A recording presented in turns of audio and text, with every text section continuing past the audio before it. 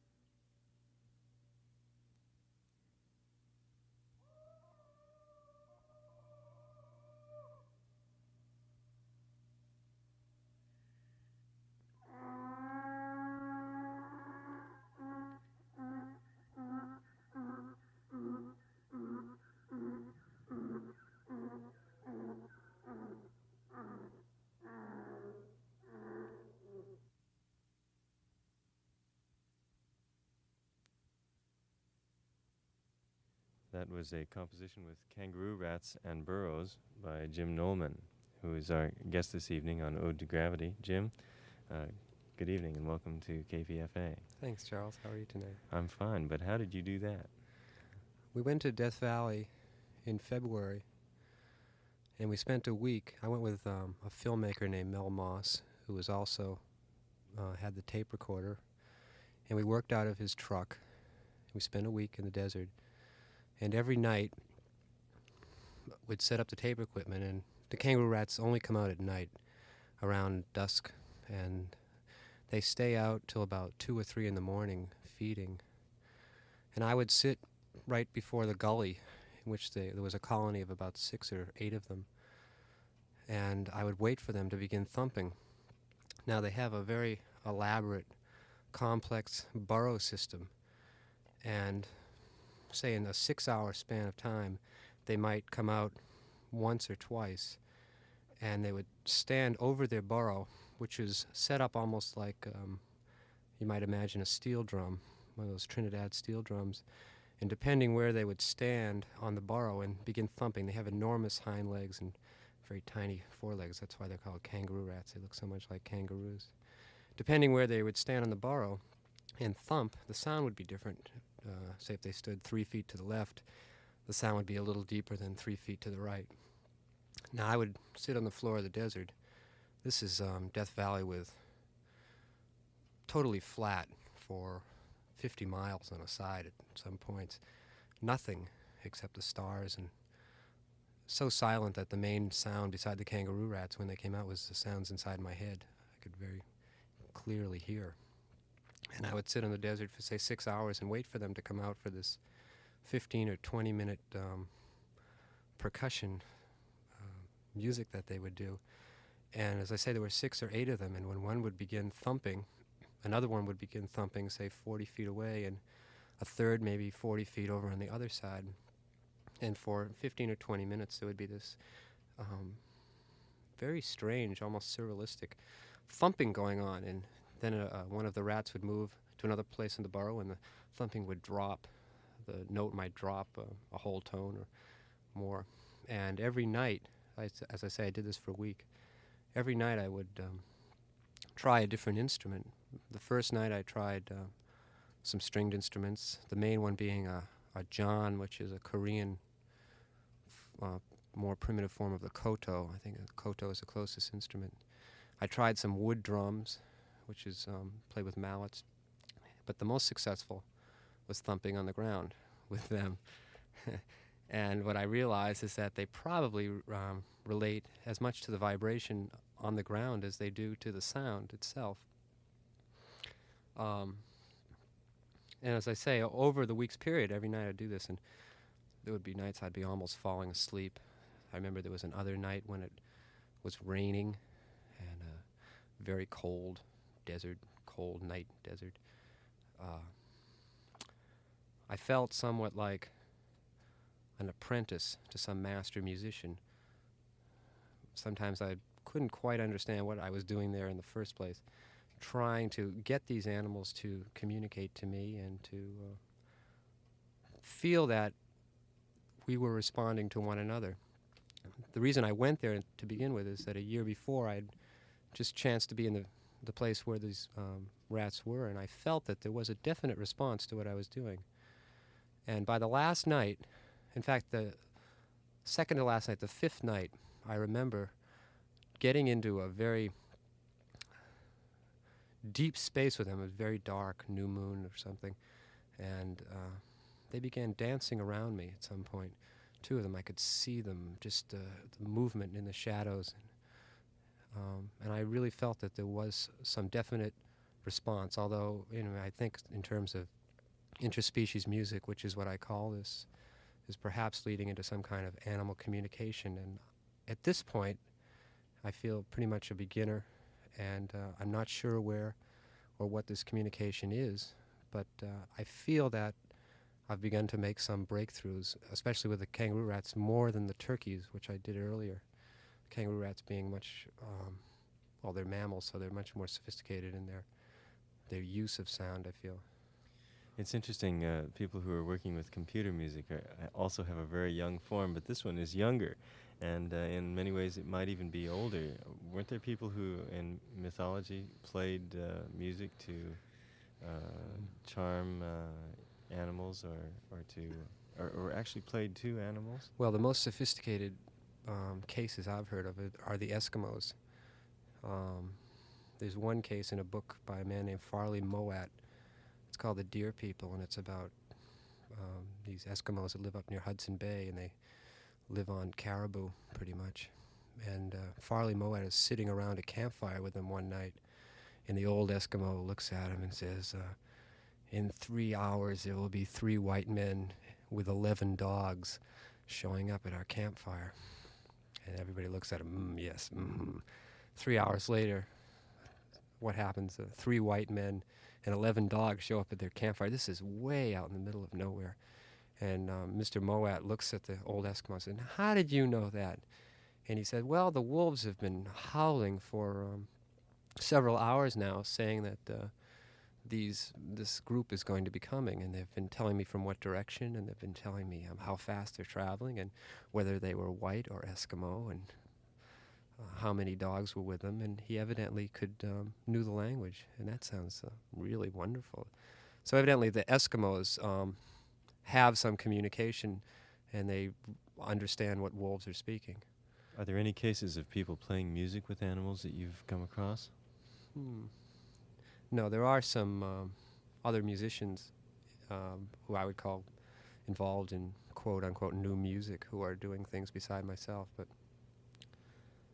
primitive people, no, I'm sure there are cases, but I don't know of any. No.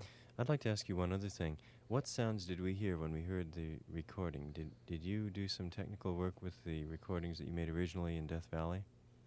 In some cases, I did 2 and 3 channels. All the recordings were made in mono, and I'd say 2/3 of the tape we just heard was the straight interaction of me. Oftentimes I'd be clicking in my mouth, like, which is a sound I perform quite often. It's a sound I've incorporated into my performance act. And later on I do some overdubbing just to bring the sound into a fullness, into a more of a stereo mode. But when I first did music with turkeys, I was interested in 4 and 8 tracks. But since then, I've changed my whole idea on what it is that I'm doing, and realized that the real-time recording is in fact much more interesting, and is closer to what I'm after, which is some form of communication rather than in some elaborate multi-channeled music. I feel, in fact, I think there are 2 versions of the turkey tape that I made. One is 4-channel and one is in mono, and now I like the mono tape much better. Why don't we listen to a little bit of that? And Okay, then we can talk about your experience with turkeys. Okay. This is a recording made by Jim Nollman.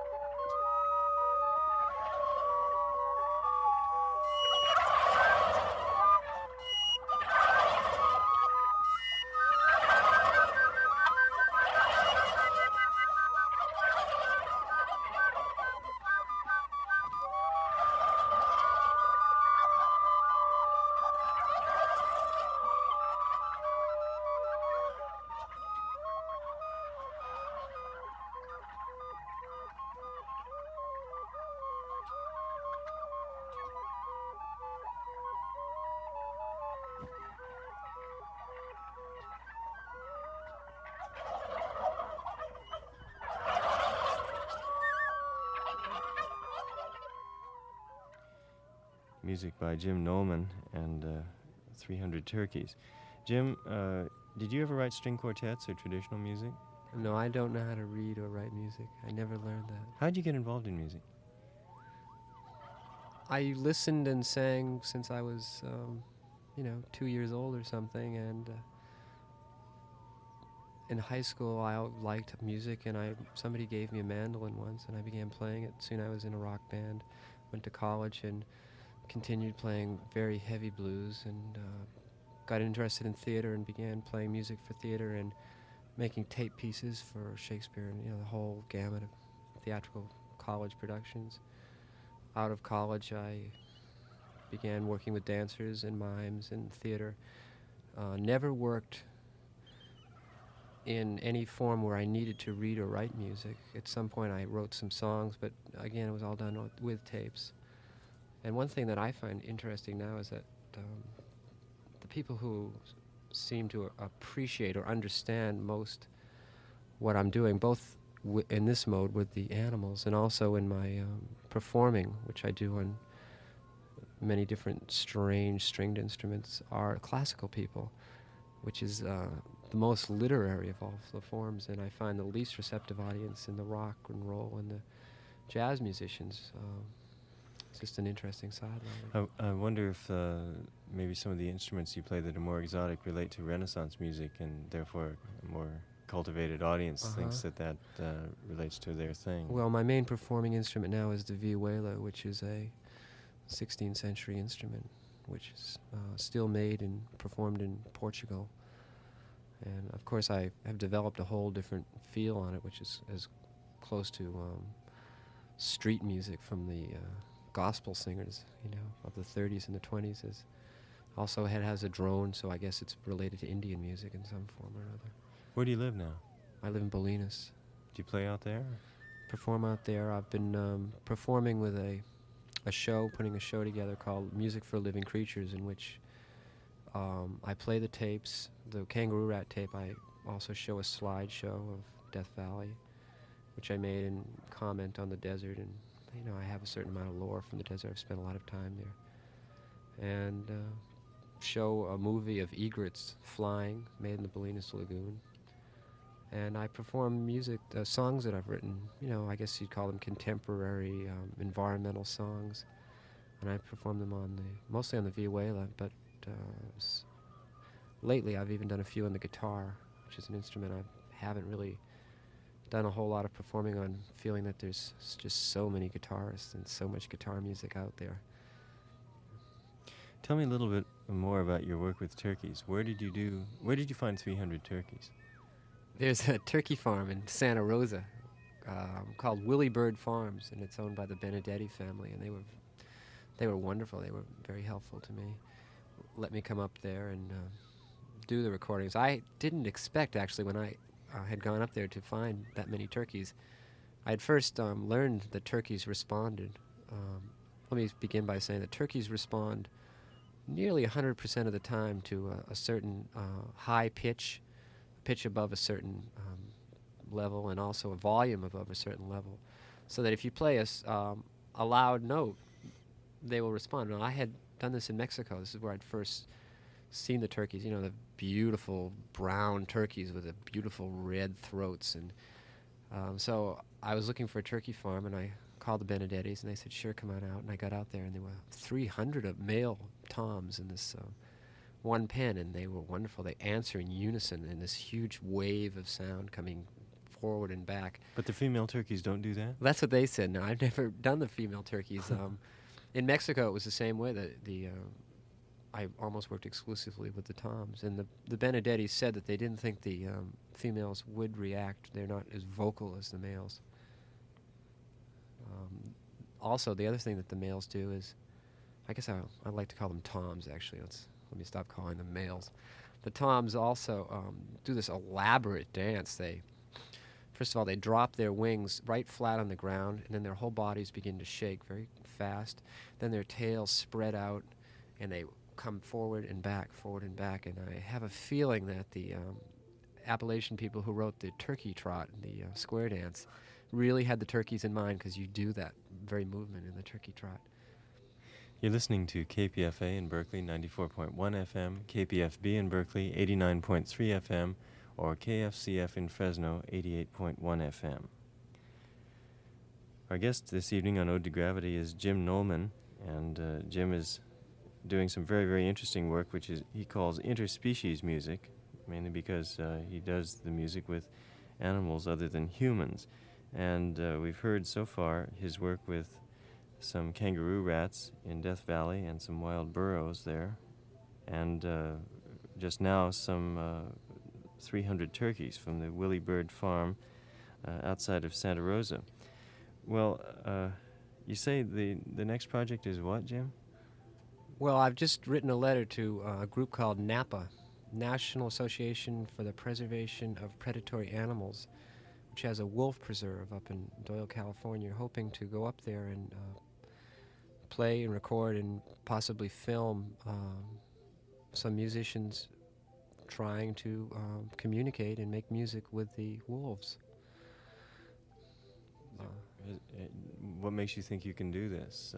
Do you have any idea how the wolves are going to respond? Or? Well, as I said before, the Eskimos had this very obvious rapport with the with the wolves, and there is a record out with Robert Redford telling the story of the wolves and how they're slowly becoming extinct because they're everybody's bad animal. Everybody thinks they're killing sheep, which is in fact a form, I would call it biocide, trying to extinguish an animal. It's a little silly at this day and age.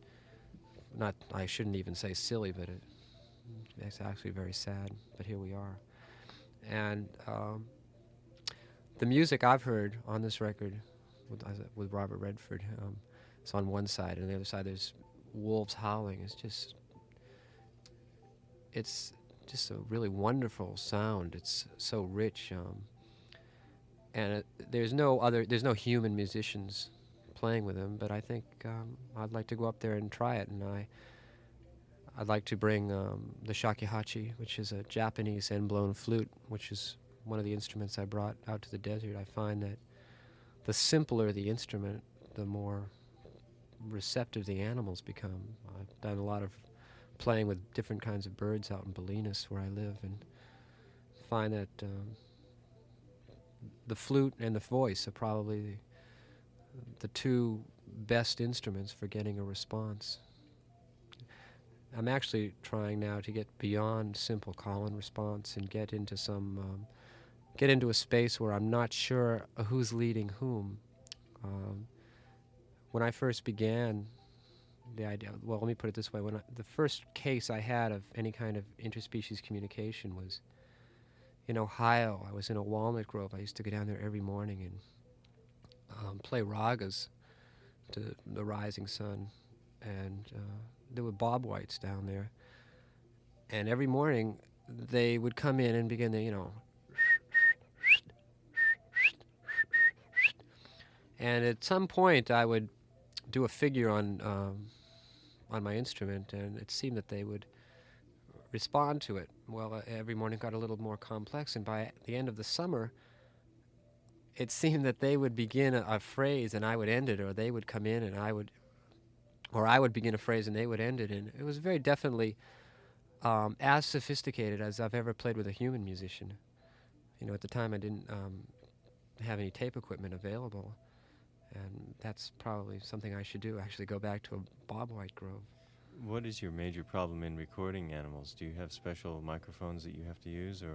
Well, we've been renting some very sophisticated equipment, actually. We had in the desert we used a Sennheiser, for those people who know equipment, a shotgun mic. Now, this was especially valuable when we were working with the burros. The burros were at least a mile away. The man who was doing the recording was on a ridge top right overlooking a canyon, and I was a mile down the canyon, and the burros were on the other ridge top about a mile away, forming a triangle with microphone, me, and the burros, and we were able to pick all three of us up. I mean, the burros and myself up, and it would have been impossible. But again, we've been renting equipment. The kind of portable equipment that's necessary is pretty much out of our price range at the moment. Yeah, that stuff is very expensive. Really. If people want to write to you about your work, where can they write? How can we get in touch with you?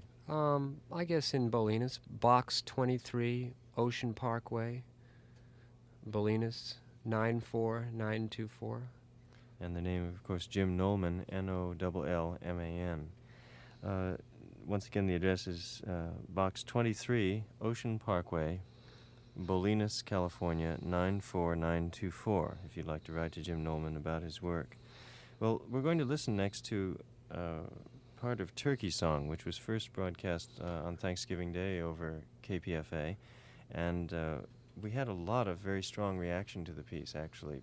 People mostly liked it. Some people found it not to be music or to be offensive in some way, and I suppose especially while they were eating their Thanksgiving dinners. Right, I'll tell you, in the beginning, I was a very vehement vegetarian. When I made that recording, I'm not at all now. And I thought that, well, here would be all these people eating their turkey, and here's a very strong vegetarian statement on the subject, you know.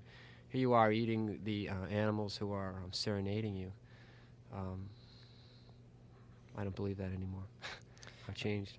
Could we have something of an introduction to this recording? How does it differ from the one we've just heard? Yeah, the one we just heard was the recording made at the turkey farm in monaural, and it's the straight, outright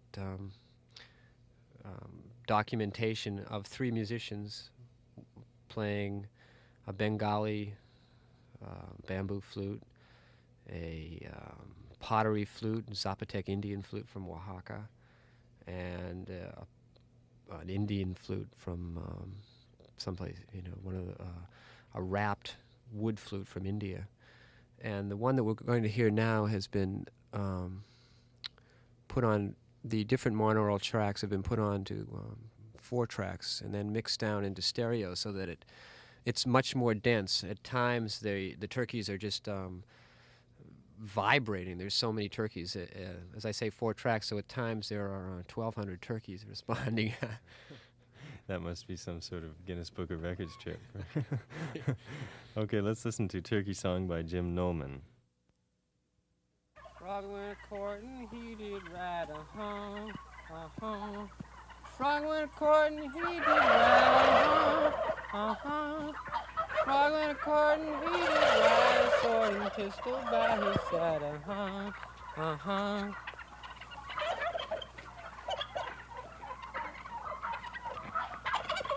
He did go to Missy Mouse's door, uh-huh, uh-huh. He went to Missy Mouse's door, uh-huh, uh-huh. He went to Missy Mouse's door where it'd been so many times before, uh-huh. Missy Mouse, are you within, uh-huh?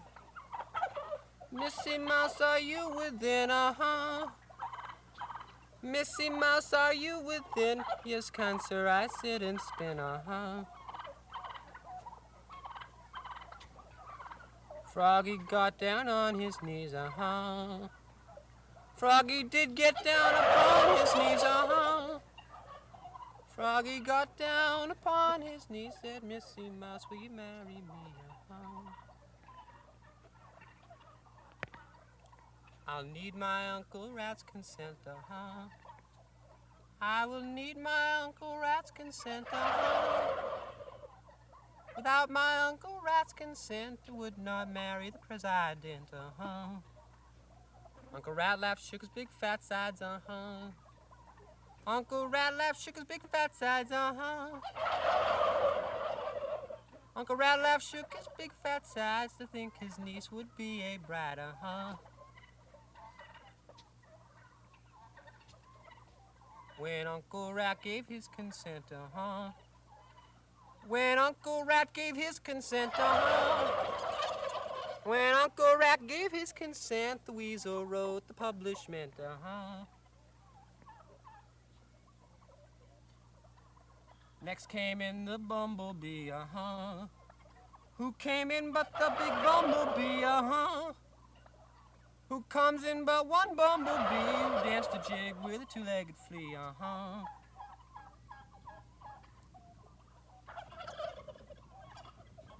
Where will that wedding breakfast be? Uh-huh.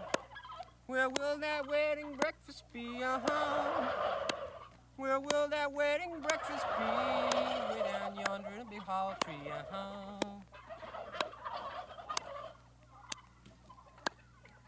What will that wedding breakfast be? Uh-huh.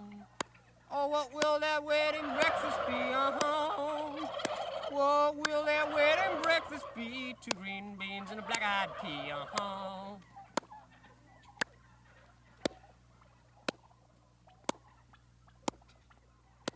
The owls did hoot, the birds they sang. Uh-huh.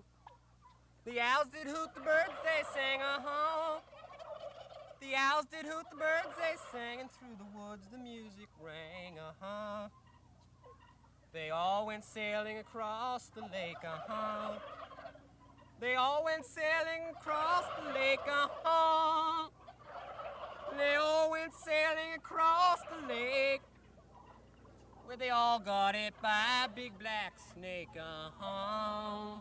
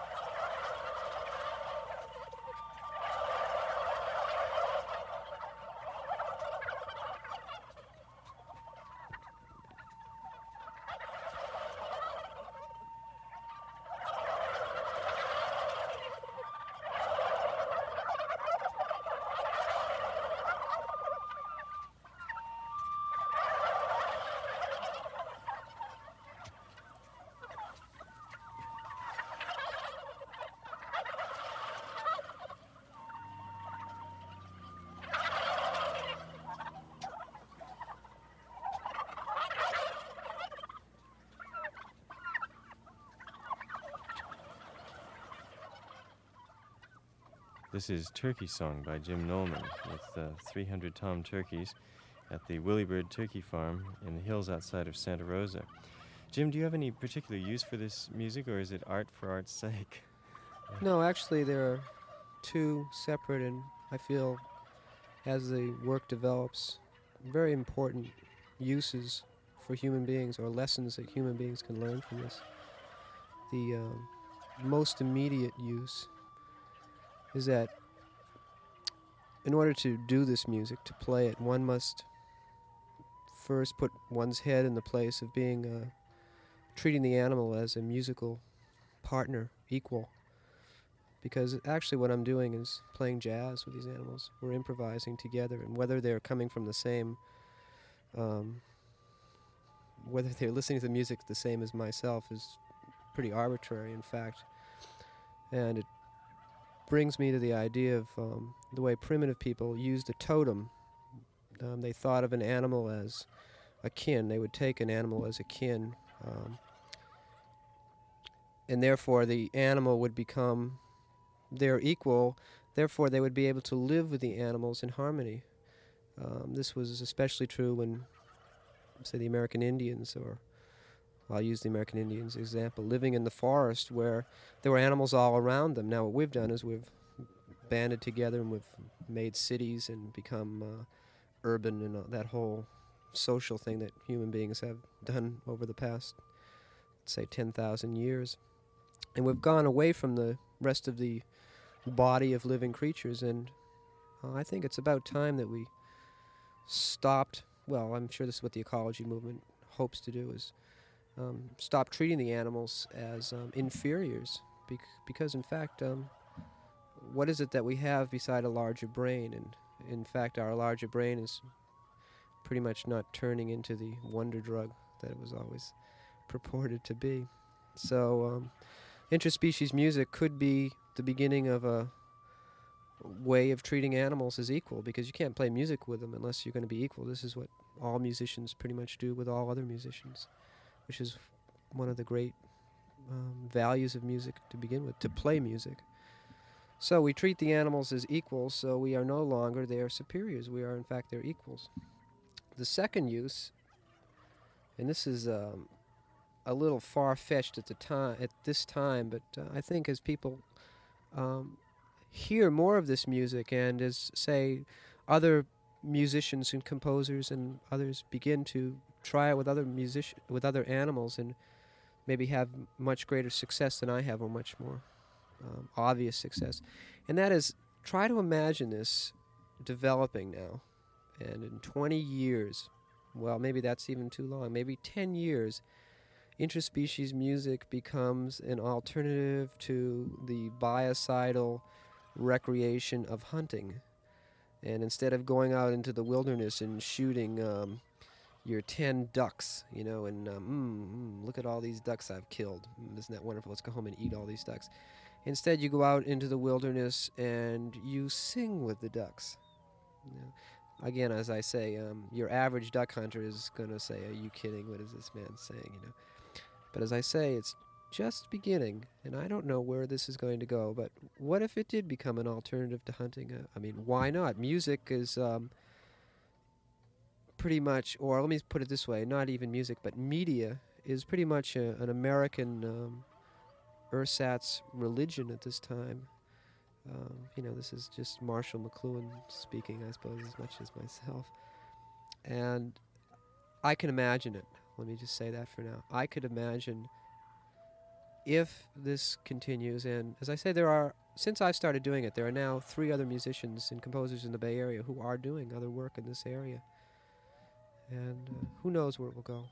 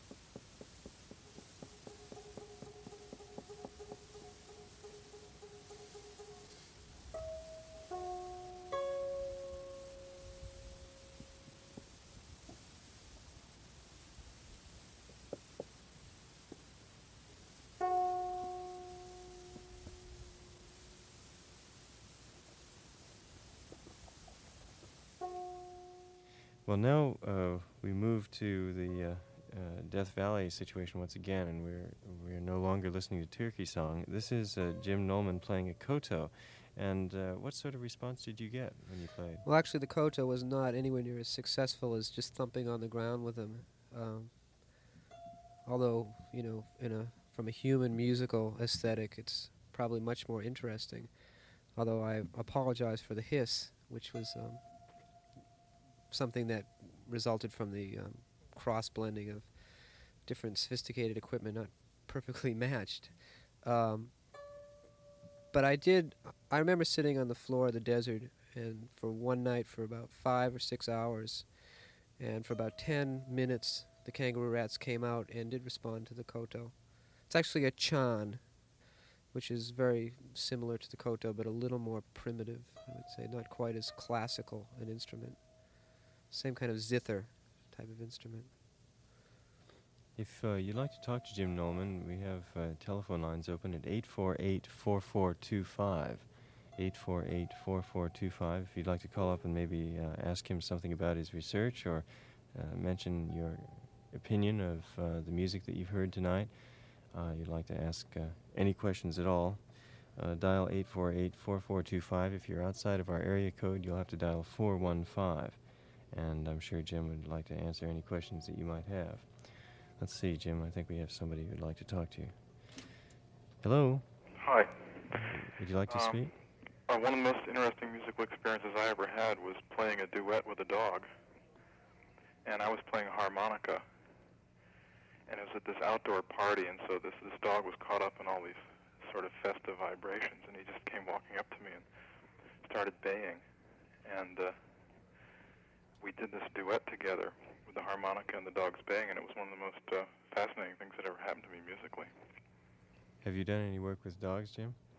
Yes, as a matter of fact, I have, and I find the harmonica to be one of the best instruments. I find the best thing to do with a dog is just sing or howl in a very high-pitched way. I'm curious, did you find the high-pitched notes to be better than the low-pitched notes? I always have. Yeah, generally, and the more I sort of broke the notes or pulled them or pushed them or whatever, the more the dog responded. You know? And now, did the dog get sexually turned on? No. No, because this is another thing I've found, that it works pretty much the way boogie music works in a bar. Oh, yeah, I can see that. Yeah. There was a really interesting book called Sirius, S-I-R-I-U-S, by Olaf Stapleton, about a dog that's bred with superhuman intelligence, and he studies music and can sing with an incredibly accurate sense of pitch.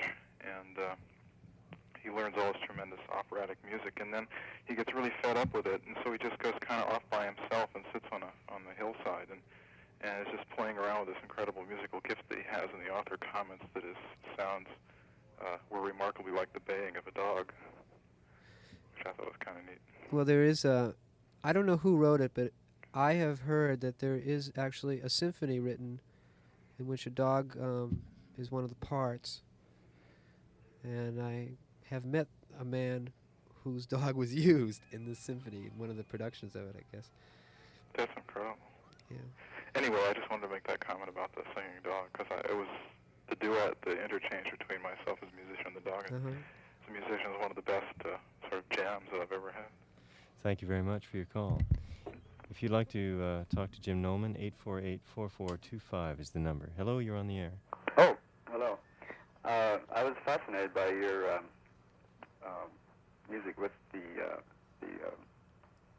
rats, but have you ever played music with the frogs? Well, I have, but I've never sat down and said, now I'm going to do a study with frogs, although it's really in the offing. I would imagine, I guess, let me just say this, I don't think, or I feel this now, that I'm not sure that the frogs would respond to me. I don't know why I feel that, but I guess I feel that they pretty much are centered in what they're doing and that they're not responding to each other. I might be totally wrong. By the way, if you're interested, there is a record that you can, I know that you can get through the Berkeley University library, of at least 30 frog songs, with each song being introduced by some scientist who gives you the Latin name for the frog and tells you where it lives, gives you a little information. Then you hear about 2 minutes of a frog, and then there's another introduction, and it goes on and on and on. It's a very, very funny sort of record. Could I ask you what your experience is with frogs? Mine? Yes. Yes. I was in the Yucatan about 5 years ago at Chichen Itza. And one evening, in the back of the hotel, they have a sort of a pond. And I just went out to, to sort of look at the pond, and all of a sudden the frogs started singing. And there were several different types of frogs, which would, respond to a different, species of frog. And this I thought was rather fascinating, to the point where I actually recorded it, because it was sort of like a symphony that I had never heard before. And I was just wondering if a human being could, also communicate, with frogs like that. One of us should try it. And you've given me the inspiration to definitely try that, because where I live, there are many frogs. Yeah, well. Yeah.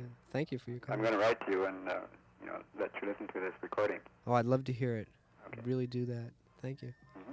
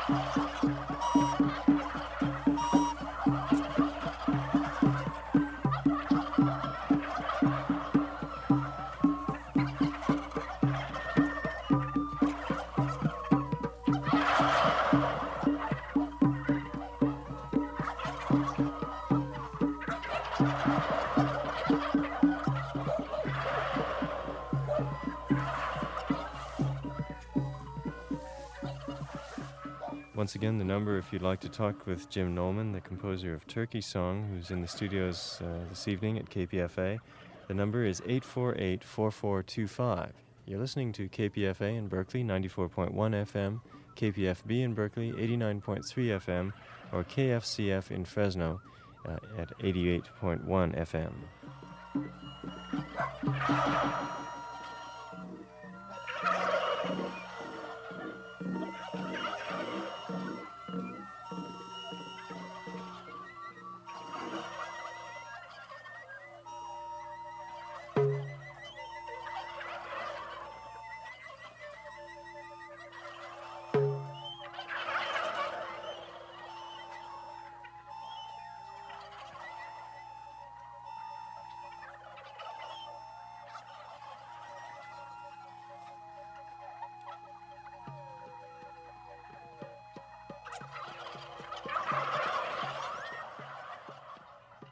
You know, one thing that occurred to me earlier was that perhaps people in the audience have just turned on the program and imagined that we're doing some sort of very imaginative put-on regarding new music or regarding avant-garde composers. But in fact, this work is quite serious, and to actually go out and play with 300 turkeys must actually strain the imagination a bit. But when you finally do it, what a marvelous result you've gotten. It's something that no synthesizer could create, something that no ensemble of musicians could create. This is a sound which has never really been heard before by man, woman, or beast, and it's very, very exciting.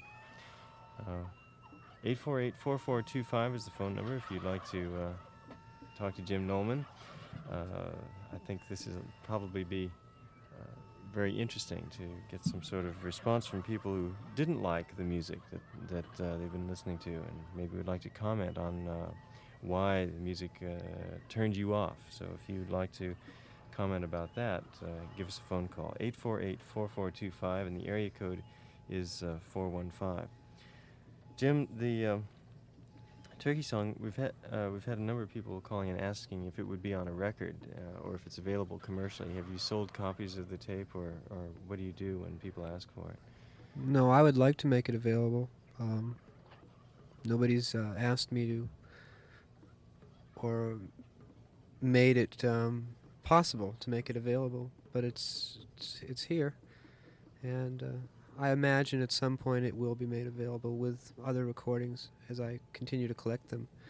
But it's my main interest now is just to continue recording, finding other animals. As I say, I'd like to do some recording with wolves, probably within a couple of months. I would certainly like to do some recording with bobwhites. Another animal was the mockingbird, several birds, the mockingbirds, which can actually repeat a 4-bar stanza, line for line, and then add a bar at the end of it to keep it interesting. Very, very sophisticated. Hello? Do the frogs, when you travel, and do you play, when you play a different kind of instrument, like, do the turkeys sound different at all? When you play a different kind of instrument, do the turkeys sound different at all? Gee, I'm not sure. Actually, the harmonica, the man who called before mentioned that the harmonica was very good with dogs, and the 300 turkeys would answer in unison, and they would pretty much respond to volume. If we played a note above a certain volume, didn't really matter what instrument we used, they would respond every single time. But when at some point we took one turkey out of the whole group and we brought it into a separate pen where it was several hundred yards from the main flock, and we tried many instruments, and the instrument this single turkey responded best to was the harmonica. And so you just played the harmonica the most? Yeah, in fact, we played, I remember, it was a woman named Sybil who was playing the harmonica that day, and we tried flutes and drums and everything, and she started playing something which was close to a ragtime piece on the harmonica, and it was very interesting the way this turkey started clucking. It didn't gobble so much as clucked, almost the way that you would expect a chicken, which was different than the main gobbles which they seem to do together. Oh. Have you ever played with animals yourself? Did you sort of feel the vibration of the rats and everything, or did you just hear them thumping? No, I could feel them on the ground. They were very, very strong feet. And as I say, at some point I did something right one night, and they began dancing around me. It reminded me of, did you ever see the movie Snow White when all the animals are cleaning house? I don't think I No, did. well, in Walt Disney made lots of movies where the animals dance and sing and teaspoons get up and dance around. Well, that's what this reminded me one night when there were two kangaroo rats and they were actually circling me and dancing around. Yeah. But did you sort of see the rats? Did I see them? Yeah. Well, we would see them for about 20 minutes and then it would get dark. They would come out just after the sunset, so there was still a little light. We tried photographing them and we only really got one slide of them because, as I say, they were mostly out after dark. But yeah, we could see them in the in the nighttime. You could see their flashing, sort of flashing by. Okay, thanks. Bye. Bye-bye. 848-4425 is the number to call if you'd like to talk with Jim Nollman before he leaves tonight. We have just a few minutes left on Ode to Gravity, and we'd like to know what you think about interspecies music. And if you have an opinion about it, dial us up. Here's another caller. Hello? Hello. Wait a minute, I'll get on the other room here. Okay. 848-4425. Hello. Hello? Yeah, I've enjoyed this enormously, and I just had a couple of points. One is I've had dogs sing with me in my harmonica for years, but I've always had the strong feeling that, and I've been puzzled about it, that the dog didn't really like the harmonica and that he was protesting. And I've always wondered, well, why doesn't he just go away, or why doesn't she just go away? And I just asked that question to ask if anyone has had that same impression that I've had. I've felt that the vibrations of the harmonica hurt the dog's ears or something. And you think that it did respond and the howling was actually pain? Is that what you're saying? Well, I've experienced this a lot of times with a lot of different dogs, and maybe I just made that assumption back in the beginning, and then I've assumed it ever since. But I just get that sense from the dog. I mean, I feel like I understand my own dog, and she just seems to be asking me not to play anymore. That's I'm not a very good harmonica player, but now that you mention it,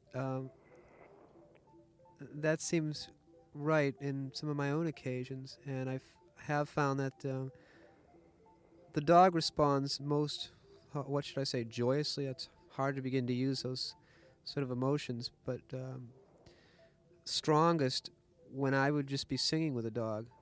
And certain high-pitched sounds do seem to make me feel that, yeah. That's just, we both might watch the dog a little closer and see what we think. I wonder, maybe you have any ideas, why do you think it would be pained at a harmonica? It doesn't seem to be very high because you think that dogs can hear pitches that human beings can't hear, and this is definitely within... Well, I don't know, and it seems, I vaguely remember, I have a funny little old student accordion that has similar kind of reeds. I just, without ever thinking about it, I just felt that there's something about the timbre of those harmonica reeds that does something they don't like. I mean, I only mention it because it never occurred to me to doubt it. I always seemed so obvious to me. Now, have you ever gotten the dog to howl to other sounds that didn't seem to be pain sounds? No, I don't remember ever noticing that. Any instrument, my family, there are all kinds of instruments around, and always have been, and the dog seems to ignore everything except the harmonica. The harmonica. And that's very interesting. The turkey responded to the harmonica, too. I wonder what it is in that sound. Do you have any ideas on that, Charles? Maybe it must be the timbre of it. The timbre? I can't think of anything else except that it must have a strange set of overtones. It must be very piercing. It is a very piercing sound. It's a very metallic sort of sound. Well, the other point that I just wanted to raise, I think one of the great things that happens in recent years has happened to me is new music has made me hear music all around me that I didn't think of as music before, and this program certainly has done that. But I also realized that there's one part of it that I have just a mild thought about, a little bit of a negative sort. And well, first of all, I think there's a lot of music around us. I mean, it's obvious. Besides that, made by animals. I mean, think of water and wind and sand, on the beach and its noises and so forth. And I once, in the spring, I heard the most incredible symphony of frogs. I was reminded of what you talked about, but I think that one of the spirits of the ecology movement is for a man to not think of himself as in the center of everything. And I guess part of my feeling is that it's great that you call attention to this music and help us to hear it, but you might also give some thought to not muscling in on it, if you see what I mean. Yes, I do see what you mean. It's very interesting that you mentioned the water and the sand. Charles and I were talking while one of the tapes was playing that I just spent a month in the Sierras and was so turned on by the sound of falling water on the high mountain lakes. Again, it's a totally silent environment except for, and so each sound that comes out is so clear. Yeah. And the wind would hit the water and just make these wonderful sounds. Yeah, then you remind me of just the sound of wind and grass, for example, which is I mean, I think all of us can think of a million of them. I've sat and listened to brooks, and I've talked to a lot of people, and if you sit by a brook long enough and listen, then you just can't help it. You begin to hear all kinds of things in it. Right. I'm sure you've done that. Yes. But anyway, this wasn't a strong thing, but I guess I was going to say that I could be especially enthusiastic when you maybe played enough music to evoke the animals or the birds or the whatever they are, frogs or rats, but kind of stay on the out on the wings and let them sing their song or something. Well, I'll tell you though, see, one of the things that really interests me in this whole idea is the possibility that there may be some way to communicate with them. Yeah. And what that will mean. Yeah, if we can actually... I'm sympathetic, and that's good. I tried to suggest that this is only another thought that I had about letting them have the center of the stage also, but the communication part is admirable too. Thank you very much for your call. We appreciate it. Yeah, thank you. Hello. Hello. We have just I'm very interested in Jim Nollman's talking about the relationship of animals to music. My father is a bagpiper, and he was once playing on the west coast of Scotland, playing on the beach at low tide, and a wild goose came up to him and sat watching, and he continued to play. And not being too familiar with geese, he was somewhat concerned what would happen when he stopped playing. So he played for about 45 minutes until he ran out of tunes. And I believe the goose in the end walked away. But what was interesting was that he held this bird's attention for that length of time. And I wondered if Jim had any comment on this particular incident. It seems really wonderful to me that your father would be able to have the concentration for that long of a time to keep the animal there. See, one thing I've found is that what you're actually doing is using the music as a vehicle for an exchange of energy.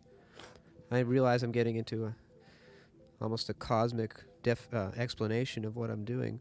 Yeah. But it seems that synthesized sound, music from synthesizers, hardly ever works with animals, and that what the animals are truly responding to is the energy coming from the person and transmitted through music. Do you follow what I'm saying?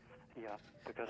Yeah, and so what your father was doing, in effect, is giving off or giving out, what could you call it, energy or love or feeling or for this animal, and it was through the music, and what the animal responded to was the obvious communication. In other words, your father was transmitting something through the music. So there was tremendous mutual concentration. And it takes incredible concentration to get an animal to respond, I've found. Well, what was even more interesting was I read in National Geographic an article about this place. There was one farm in that area, and the farmer on that farm was a bagpiper as well. My father didn't know this, but it's possible that those geese had heard that particular instrument before and associated it with something. Uh-huh. Thank you very much for your call. That was very, very interesting, and we have so little time left. We'll just have to do a quick closing announcement and say that you've been listening to Ode to Gravity, tonight featuring music by Jim Nollman, and his music is interspecies music, heard for the probably the first time anywhere for most of you. For several years, Jim has been exploring the limits of human-animal communication, and along the way has so far made compositions with kangaroo rats, wild burros, and turkeys. We'd like to thank KPFA engineers Eric Schilling for his fine work on turkey song and chamomile for work on kangaroo rats. There was extensive filtering and mixing which had to go on to make the broadcast for tonight's Ode to Gravity possible, and many people have put hours and hours into the production of Jim's pieces. I know you've worked with other musicians and with other engineers, Jim, and I'd like to thank you for your involvement in this music and letting us broadcast it tonight. Well, thank you for having me, Charles. This has been Ode to Gravity. I'm Charles Amirkhanian, and the program was produced at KPFA.